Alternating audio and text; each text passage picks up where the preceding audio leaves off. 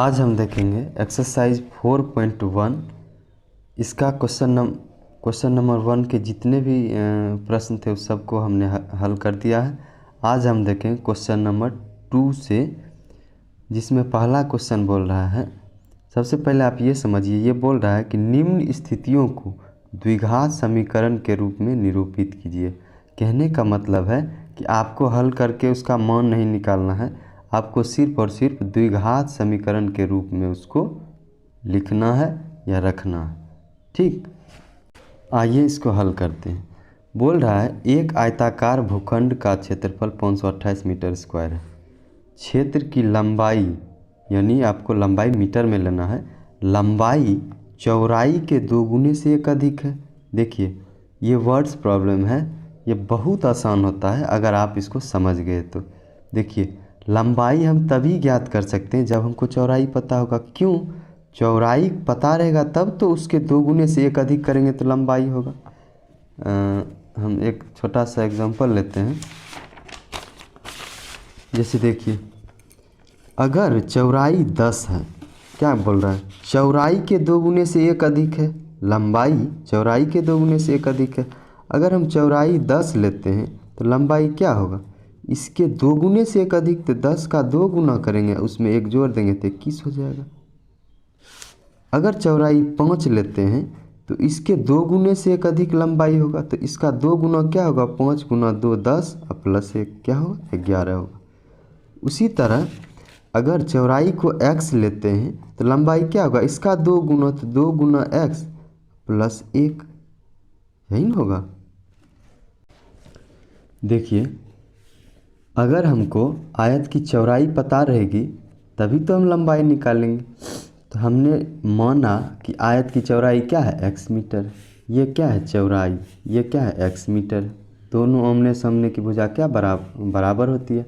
ये x है तो ये भी x होगा, एक इसको मान लेते हैं x मीटर। तो लंबाई क्या होगी, लंबाई चौड़ाई के 2 गुने से 1 अधिक है। तो चौड़ाई तो हमने x माना, तो इसका कर देते हैं 2 गुना, उससे भी 1 अधिक है, तो ये हो जाएगा। तो क्या होगा, 2x प्लस 1 मीटर। कभी भी 2 पद अगर आपस में एक साथ हैं उसको ब्रैकेट के अंदर लेना है। ठीक, अब देखिए, अब कहता है कि आयताकार भूखंड का क्षेत्रफल क्या है, 528 मीटर। प्रश्न हमें बोल रहा है कि इस आयत का क्षेत्रफल 528 मीटर स्क्वायर है, लेकिन हमको पता है कि आयत का क्षेत्रफल होता है लंबाई गुना चौड़ाई होता है। देखते हैं, आयत का क्षेत्रफल लंबाई गुना चौड़ाई। अच्छा, लंबाई हम क्या माने हैं, लंबाई हमारा है 2x प्लस 1 मीटर। ये क्या है, मीटर में है, गुने चौड़ाई हमारा है x मीटर। अच्छा, अगर आप गुना कीजिएगा तो x को अगर 2x से गुना कीजिएगा तो 2x स्क्वायर हो जाएगा, x को 1 से कीजिएगा तो x होगा, बीच में क्या है, प्लस। तो ब्रैकेट के अंदर करेंगे, मीटर और मीटर को गुना करेंगे तो क्या होगा, मीटर स्क्वायर।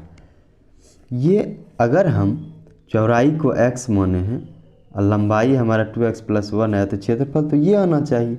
लेकिन प्रश्न बोल रहा है कि इस आयताकार भूखंड का क्षेत्रफल कितना है, 528 मीटर स्क्वायर।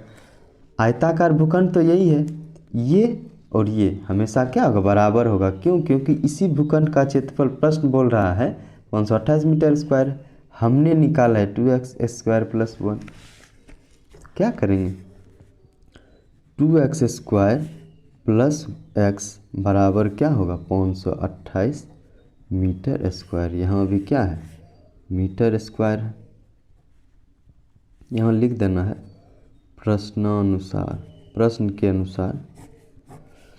अच्छा, 2x square plus x, metre square ख़त्म हो गया, बराबर क्या हो गया, 528। 2x स्क्वायर प्लस x, अब 528 को इधर लाइए, 528, तो इधर क्या बचा, 0। यही तो है द्विघात समीकरण। ax square plus bx plus c बराबर 0। a का मान 2 है, b का मान 1 है, c का मान 528। यह द्विघात समीकरण हो गया। आपको बोला था कि इसको आप द्विघात समीकरण के रूप में निरूपित कीजिए, इसका हल करने नहीं बोला, इसीलिए यही हमारा क्या हो जाएगा, आंसर हो जाएगा। अगला प्रश्न है हमारा क्वेश्चन नंबर 2, दूसरा का दूसरा है कि दो क्रमागत धनात्मक पूर्णांकों का गुणनफल 306 है। हमको क्या बोल रहा है कि आप जो है द्विघात समीकरण के रूप में निरूपित कीजिए, न कि इसका हल कीजिए। अच्छा, धनात्मक क्या होता है? कोई भी संख्या जो ऋणात्मक नहीं है, जिसमें माइनस नहीं लगा हुआ है, वो क्या है, धनात्मक है। आपको हमेशा धनात्मक लेना है, धनात्मक पूर्णांक लेना है। क्रमागत क्या होता है? इसको इंग्लिश में कॉन्जिक्यूटिव कहते हैं, हिंदी में लगातार आने वाली संख्या को ही क्रमागत कहते हैं। लगातार जो भी संख्या आएगी उसको क्रमागत कहेंगे। जैसे 5 के बाद क्या आएगा, 6, 7 के बाद क्या आएगा, 8, 9 के बाद क्या आएगा, 10। दो लगातार संख्याओं को क्या कहते हैं, क्रमागत। तो हमको बोला दो क्रमागत धनात्मक पूर्णांक का गुणनफल क्या है, 306 है। अगर पहली संख्या 5 होगी तो दूसरी निश्चित रूप से 1 उसमें प्लस करेंगे, 6 होगी। अगर पहली संख्या 13 है तो अगली संख्या क्या होगी, 13 में 1 जोड़ेंगे तो क्या होगा, 14 होगा। हमने माना पहली धनात्मक पूर्णांक क्या है, x है, तो अगली क्या होगी, उसमें 1 ऐड करना होगा। अगर कोई संख्या मान लीजिए पहली संख्या 20 है तो उसकी अगली संख्या या क्रमागत संख्या क्या होगी, 20 + 1 21। तो माना पहली धनात्मक पूर्णांक x, तो अगली धनात्मक पूर्णांक क्या होगा, इसमें 1 प्लस कर देंगे, x + 1। अच्छा, प्रश्नानुसार यानी प्रश्न के अनुसार दो क्रमागत, ये दोनों क्रमागत हो गए, x है, x का अगला क्या है, x + 1। अगर 3 क्रमागत बोलता तो इसका भी अगला क्या होता है, x + 2, उसका भी अगला x + 3, ऐसे चलते रहता है। लेकिन हमको 2 ही बोला है, इनका गुणनफल कितना है, 306। क्या करेंगे, x गुना x + 1। अभी हमने बताया है कि जब भी दो पद या 2 से ज़्यादा हो तो उसको ब्रैकेट में लीजिए। इसका गुणनफल कितना है, 306। इसको 306 के बराबर करेंगे, गुना कीजिए। x को x से गुना करेंगे तो x² होगा, x को 1 से गुना करेंगे तो x होगा बराबर 306। x² + x माइनस 306, इधर क्या बचा, 0। यही तो है द्विघात समीकरण। हमको इसी फॉर्मेट में लिखना था, हमको इसका हल थोड़ी निकालना है। यही हमारा क्या होगा, आंसर हो जाएगा। अगला प्रश्न है तीसरा कि रोहन की माँ उससे 26 वर्ष बड़ी है, उनकी आयु का गुणनफल अब से 3 वर्ष बाद 360 हो जाएगी। ध्यान दीजिए, रोहन की माँ रोहन से 26 वर्ष बड़ी है। कहने का मतलब यही है, अगर रोहन का उम्र हमको पता चल जाए तो उसमें 26 ऐड करेंगे तो उसकी माँ की उम्र होगी। मान लीजिए रोहन की आयु 10 साल है तो उसकी माँ की आयु क्या है, 26 वर्ष बड़ी है, तो 10 + 26 36 साल होगा। उसी तरह हम सबसे पहले रोहन की आयु को मानेंगे, उसमें 26 ऐड करेंगे तभी तो उसकी माँ की आयु आएगी। तो माना रोहन की वर्तमान उम्र क्या है, x वर्ष, तो उसकी माँ की उम्र क्या होगी, 26 वर्ष बड़ी है। इसका मतलब x + 26, 2 आ गया ब्रैकेट वर्ष, समझे। अगर ये 20 रहता, अगर रोहन 20 वर्ष का है तो उसकी माँ से 26 वर्ष बड़ी है, तो 20 + 26 46 हो जाता। x माने है तो x + 26 वर्ष हो। आगे बोलता है उनकी आयु का गुणनफल 3 वर्ष बाद 360 हो जाएगी। ये ध्यान देना है, 3 वर्ष बाद। अभी ये वर्तमान उम्र हमारा ये है, ये थोड़ी बोला है कि अभी वर्तमान उम्र का गुणनफल 360 है। 3 वर्ष के बाद जो है सो उम्रों का गुणनफल 360 है। 3 वर्ष के बाद उस दोनों की, रोहन की और उसकी माँ की उम्र कुछ तो बढ़ेगी। तो लिखेंगे 3 वर्ष बाद, ये तो वर्तमान उम्र है, बोला है 3 वर्ष बाद। 3 वर्ष बाद रोहन की उम्र क्या होगी, अगर x है तो 3 वर्ष इसमें जोड़ देंगे तो x + 3 वर्ष हो जाएगी। अगर किसी की उम्र 10 साल है तो 3 वर्ष क्या होगी, 13 साल होगी। 20 है तो 3 वर्ष बाद क्या होगी, 23 साल होगी। x है तो x + 3 वर्ष होगी। उसी तरह उसकी माँ की उम्र क्या होगी, उसकी माँ की उम्र पहले थी x+26। अब 3 वर्ष बाद क्या होगा, 3 इसमें ऐड कर देंगे, यही तो होगा वर्ष। कितना हो गया, x+29 या x+29 वर्ष हो गया। अब बोला कि 3 वर्ष बाद दोनों का आयु हम निकाल चुके हैं और इनका गुणनफल कितना है, 360। लिखेंगे प्रश्नानुसार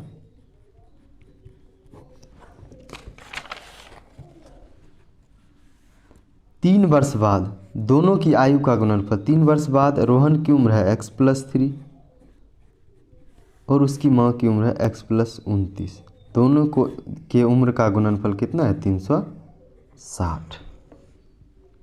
ठीक, अब गुना करेंगे तो क्या होगा, x को x करेंगे x² होगा, x को 29 से करेंगे 29x होगा, 3 को x से करेंगे तो 3x होगा, फिर 3 को 29 करेंगे, 29 दिया 87 बराबर 360। ठीक, अब देखिए x² 29 + 3 32x हो जाएगा, +87 - 360। 360 इधर आएगा तो माइनस हो जाएगा, यहाँ क्या बचा, 0। होगा क्या, x² + 32x - 10 में 7 गया 3, 5 15 में 8 गया 7, 273 बराबर 0। ये द्विघात समीकरण हमारा आया, यही हमारा क्या है, आंसर है। अगला प्रश्न है हमारा 4। बोला एक रेलगाड़ी 480 किलोमीटर की दूरी समान चाल से तय करती है। इसका मतलब पहला चीज़ कि रेलगाड़ी को 480 किलोमीटर दूरी तय करनी है, मतलब कि कहने का कुछ औसत चाल से चल रही है और 480 किलोमीटर उसको जाना है। यदि इसकी चाल 8 किलोमीटर कम होती तो 3 घंटे अधिक लगते। अगर चाल उसकी हम कुछ कम कर दे, 8 किलोमीटर प्रति घंटा अगर कम कर देंगे तो निश्चित रूप से समय ज़्यादा ही लगेगा। एग्जाम्पल के लिए हम किसी दूरी को मान लीजिए 480 किलोमीटर को 20 किलोमीटर प्रति घंटा से तय करेंगे तो कितना समय लगेगा, 20 से भाग देंगे, इसका मतलब क्या होगा, 24 घंटे में हम तय कर लेंगे। लेकिन अगर हमारी चाल 20 से घटकर 10 किलोमीटर प्रति घंटा हो जाए, चाल हमारी कम हो गई, निश्चित रूप से समय ज़्यादा लगेगा। ठीक, देखिए हमने माना रेलगाड़ी की सामान्य चाल क्या है, x किलोमीटर प्रति घंटा। ऐसा क्यों किए, रेलगाड़ी तो कुछ निश्चित जो है सो स्पीड से चल ही रही होगी, तो माना रेलगाड़ी की सामान्य चाल या गति क्या है, x किलोमीटर प्रति घंटा। अच्छा, दूरी कितना दिया हुआ है, दूरी बोला 480 किलोमीटर इसको जाना है, दूरी है 480 किलोमीटर। रेलगाड़ी की चाल हमने क्या माना, x किलोमीटर प्रति घंटा, तो समय कितना लगेगा आप बताइए। समय बराबर क्या होता है, दूरी बटे चाल।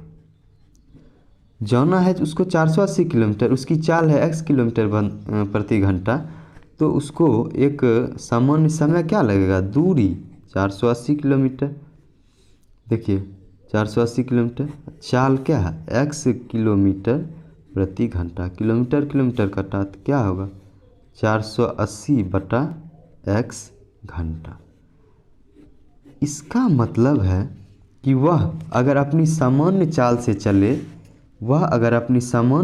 चले तो उसको 480/x घंटा लगेगा, 480/x घंटा लगेगा। लेकिन अब रेलगाड़ी की नई चाल क्यों बोल रहे हैं कि पहले क्या था, x किलोमीटर प्रति घंटा, लेकिन हमको बोला कि 8 किलोमीटर प्रति घंटा क्या हो रही है, रेलगाड़ी की चाल कम हो रही है। तो रेलगाड़ी की चाल पहले थी x, 8 किलोमीटर प्रति घंटा कम हो गई तो 8 घटा देंगे, x - 8 किलोमीटर प्रति घंटा।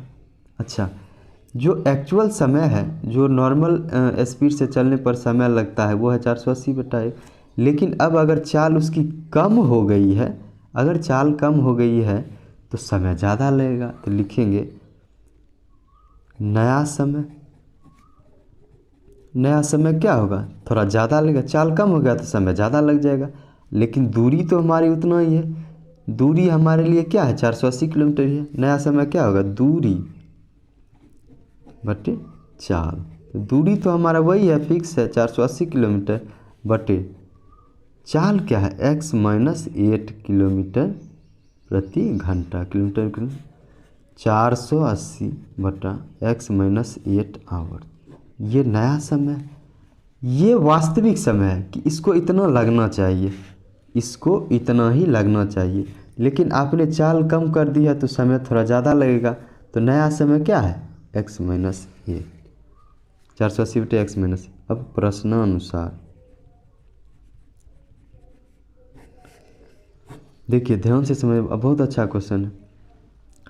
ये दोनों समय रेलगाड़ी के द्वारा ही लग रहा है, दोनों में दूरी 480 किलोमीटर ही तय करनी है। ये अंतर समय में इसलिए है कि इसकी चाल कम हो गई है, इसकी नई चाल x मतलब कि थोड़ा 8 किलोमीटर प्रति घंटा कम कर दी गई है।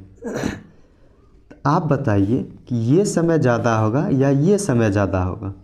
निश्चित रूप से ये ज़्यादा होगा, क्यों, चाल कम है तो समय ज़्यादा लगेगा। तो यही तो बोल रहा है कि 480 बटे x माइनस 8 जो नया समय है, और पुराना समय हमारा क्या है, 480 बटा x। क्या हम इसको बराबर कर सकते हैं, क्यों, ये ज़्यादा है ये कम है, तो दोनों बराबर तो होगा नहीं। समझ में आ रहा है, ये समय ज़्यादा है, ये ज़्यादा है, ये क्या है, कम है, दोनों को बराबर नहीं कर सकते। अगर बराबर किए हैं तो इसमें 3 तो ऐड करना पड़ेगा ना, क्यों, क्योंकि 3 घंटे ज़्यादा लगते। ये समय क्या है, वास्तविक समय से 3 घंटे ज़्यादा। आपके सवाल में दिया हुआ है 3 घंटा अधिक समय लेती है, आपका वास्तविक समय ये है, आप उससे 3 घंटा ज़्यादा ले रहे हैं, तो वास्तविक समय से 3 घंटा ज़्यादा ऐड करेंगे, 3 घंटा को ऐड करेंगे तो यही तो नया समय आ जाएगा। इसको आप सॉल्व कीजिए, क्या करेंगे, 480 बटे x माइनस 8, इसको इधर लाइए, 480 बटे x बराबर 3। अब क्या करना है, दोनों में 480 है, कॉमन लेके बाहर करेंगे तो 480 कॉमन लेंगे तो यहाँ क्या है, 1 बटे x माइनस 8। यहाँ क्या बचा, 480 बाहर कर दिए, 1 बटा x बराबर क्या होगा, 3। अच्छा, 3 से इधर काटिए, इसको काटेंगे कितना होगा, 160। अब देखिए 160 इंटू, यहाँ तो कुछ नहीं बचा तो शून्य है।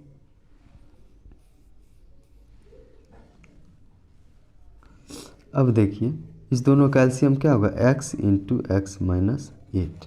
एक्स माइनस 8 से इसमें भाग देंगे तो ये दोनों कैंसिल होगा, बचेगा क्या, x माइनस, x और x कैंसिल होगा, बचेगा क्या, x माइनस 8 ब्रैकेट के अंदर लेंगे। अब देखिए 160, सॉरी यहाँ जी शून्य कैसे बचेगा, अगर आप 3 से काटेंगे, 3 एकम 3 होगा, 3 160 बार में जाएगा तो 1 ना होगा, सॉरी गलती होगा। अब देखिए नीचे क्या होगा, x into x minus 8, x minus, पीछे माइनस अंदर साइन चेंज, बराबर 1। अब देखिए 160 इंटू, ये तो हमारा कट जाएगा, बचेगा क्या, 8 बटे x को x के कीजिए एक्स स्क्वायर, x को 8 से कीजिए 8x, बीच में क्या है माइनस, बराबर क्या है 1। अब देखिए 160 गुने 8, ये नीचे है, ये भाग में है, उधर जाएगा तो क्या होगा, गुना हो जाएगा, क्या होगा, एक्स स्क्वायर माइनस 8x। कैसे होगा, इससे क्रॉस गुना होगा, नहीं होगा।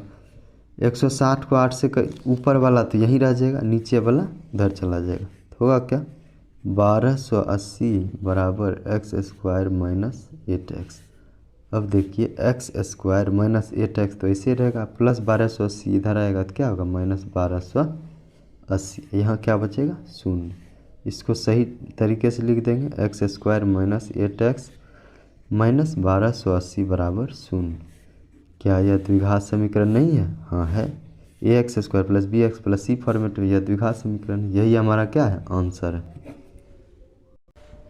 इसके साथ ही हमारा एक्सरसाइज 4.1 कंप्लीट हुआ। अब चलेंगे 4.2 की ओर।